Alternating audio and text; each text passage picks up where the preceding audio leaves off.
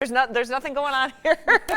We aren't sneaking off for like sushi Oh my God. and just living it up for a couple days, right? Josh, I'm excited. We have a final bell breakdown. Yes. And I say final only because it's you and I sharing the final bell breakdown. You'll continue on the show every Friday. I will still be back, yes, but I'll miss you. Oh, thank you. We've had a lot of fun, haven't we? We have. Are we going to do next July Top Gun 2? Are you going to invite me to the premiere? Of course I am. Okay. Yes. I better be your plus one. You will be. I can't wait for that. Yeah, I know. You're really looking forward to it. All right, let's talk about this week's movies. Gemini Man, Will Smith. Obviously, Yes. it's like what? It's like him older and him younger. What's the deal Yeah, there? we got two Will Smiths in this movie. So the idea here is that he is this super assassin, secret agent guy, and he's going to retire because he's kind of old. He's losing his touch a little bit, but he finds out something he's not supposed to find out, and the government sends another assassin after him, and it's Will Smith's clone. It's a younger version of him that has been trained to be an even super assassin. So it's a stupid plot. Basically, this is a script that has been in development since the 90s. It's kind of a dopey idea. The real appeal here is the technology that they really didn't have in the 90s to make this like digitally de-aged double of Will Smith, which at times looks quite impressive and at other times not as much. But I think this is a movie that's about technology more than it is about any kind of interesting storytelling or interesting characters. They don't really delve deeply, even though the idea here is that this guy is being confronted with his own mortality, like literally in his own face. You don't really get a sense of him as a character. You've got some thin supporting performances. Mary Elizabeth Winstead, who I like a lot, plays his kind of partner sidekick, but don't give her a lot to do. And Clive Owen is the villain, just kind of sneering a lot.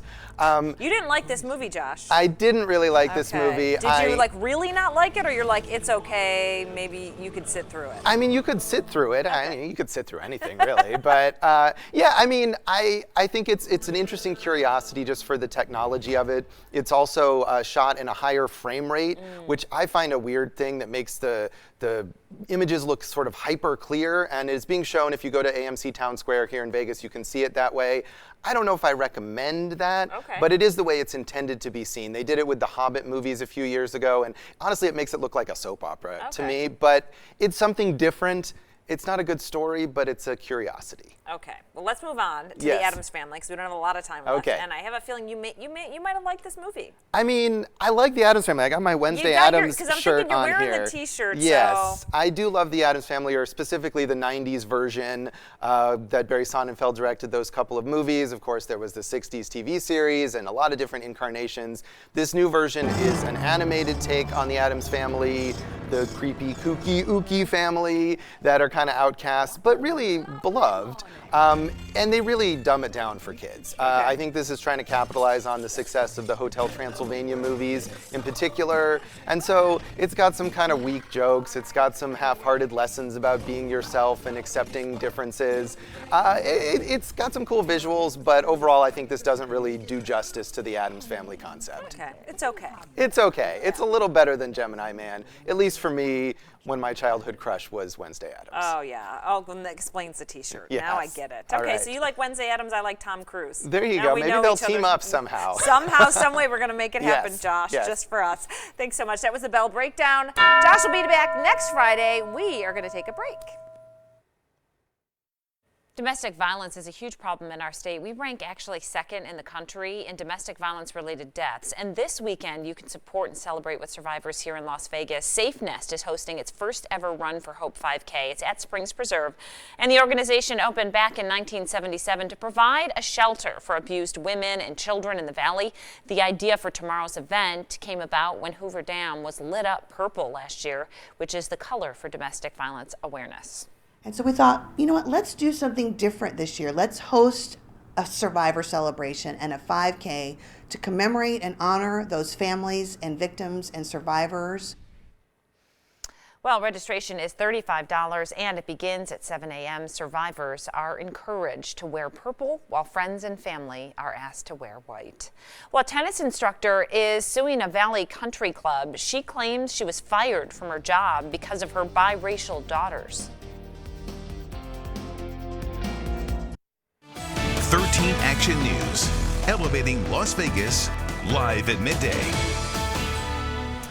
Well, hello, everyone, and thanks for joining us on the second half of 13 Action News, live at midday. I'm Dana Roselli. It's been a very busy morning. We've got a fire here in town, wildfires in California, and Justin, luckily we're not seeing the winds that California is getting, right? Because they're having trouble getting those fires out. Yeah, the winds that they are dealing with in California right now are similar to what we had early yesterday, so some gusts past 40, 50 miles per hour at times. Our breezes have been cut down, by at least half. It's 60 degrees at McCarran now, 59 in Anthem. It was in the 40s and the 50s this morning for lows, and here in Las Vegas we officially dropped to the 40s for the first time since the month of March. So yeah, it was extra cold this morning. I finally turned the heat heater on in my car on the way into work. 72 the high today, and we've just got a few high clouds out there, so it looks pretty great. Still fighting a little bit of a breeze from Boulder City over toward the Henderson Airport at about 15 miles per hour, and our 13-hour wind forecast says midday through the early afternoon. Dana, that's when we'll still have those breezes coming in from the northeast.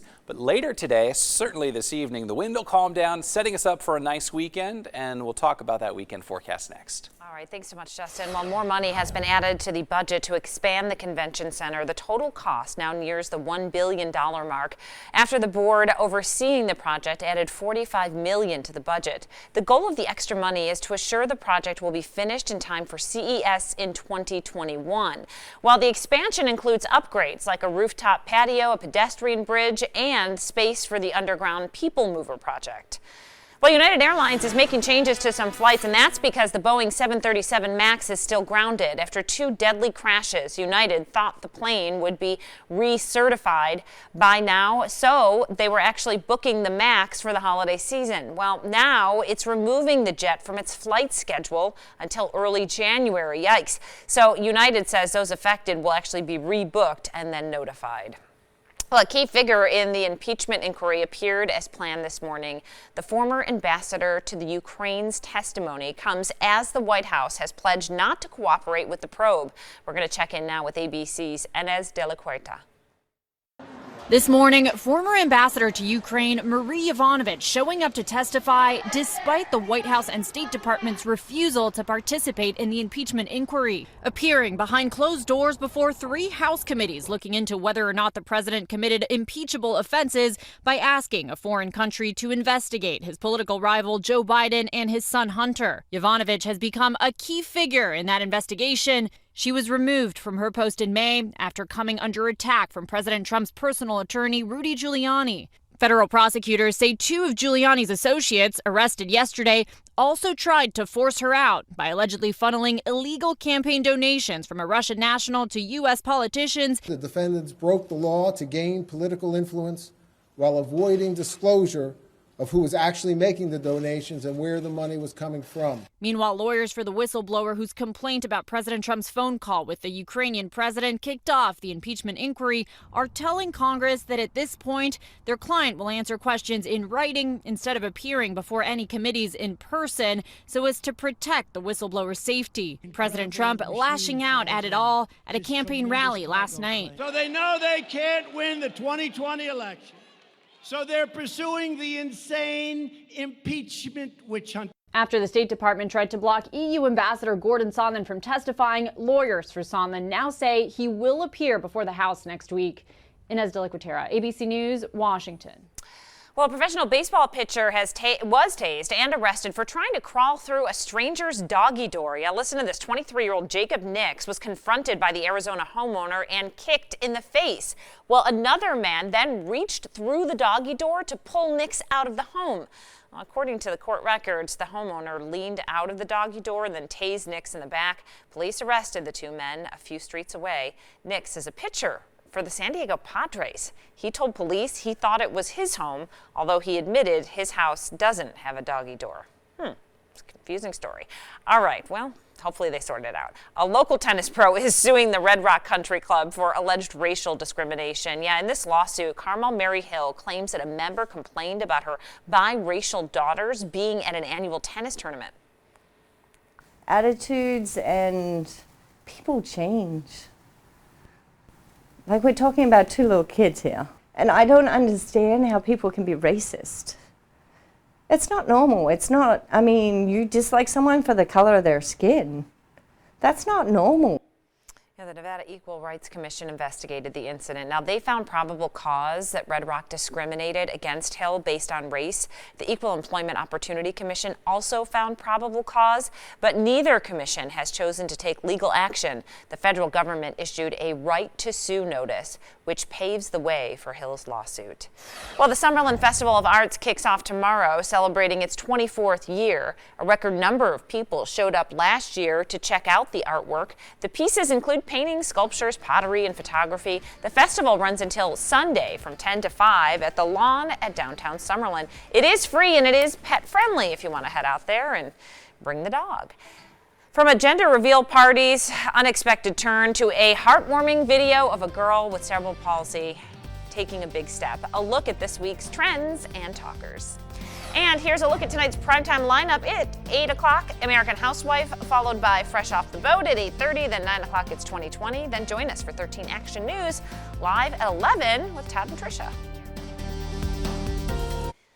NASA is exploring where Earth and space meet. The ICON satellite launched overnight from Florida after being delayed for 2 years. It's designed to explore the ionosphere, am I saying that right, Justin? Ionosphere. Oh, yeah, ionosphere, yeah, which gets a constant influx of weather from both space and Earth. NASA says the drastic changes often disrupt radio communications, and it hopes this mission will improve forecasting when astronauts are actually in orbit. So, see, always my wingman. I look over. Yeah. It's like Goose and Maverick right you've here. You've got the troposphere. I love the Top Gun reference, by the way. The stratosphere, the mesosphere, The ionosphere. the thermosphere, and then the ionosphere. Oh, so okay. it really is the buffered outer space. Got it. Learn something tight new. if you are a big fan of Dana Roselli, as I You're am, not. because coming up in our next segment, we've got our kind of teary-eyed goodbye. It's different than the one we had this morning. Oh boy, you changing it up. Just so you don't go anywhere. Okay. Today. Excited. So let's talk about our forecast. We'll sort of dot our I's, cross our T's, make sure you're ready for the weekend, and then we'll do some celebrating.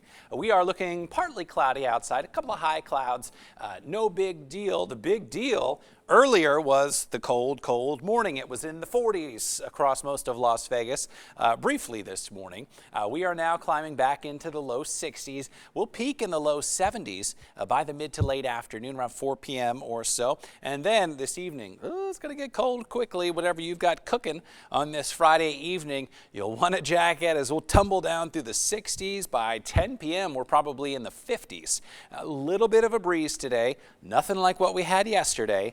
But we are talking a 20-mile-per-hour gust near the Strip, 25-mile-per-hour gust around Nellis, 35-mile-per-hour gusts around Boulder City and Lake Mead and down the river toward Laughlin. Wind advisory for those areas, the lake down the river, just expired at 11 a.m. High temperatures way cooler than average. We're only looking at numbers in the low 70s in Las Vegas. Laughlin, you'll get up to 80 degrees even though you've still got that gusty wind.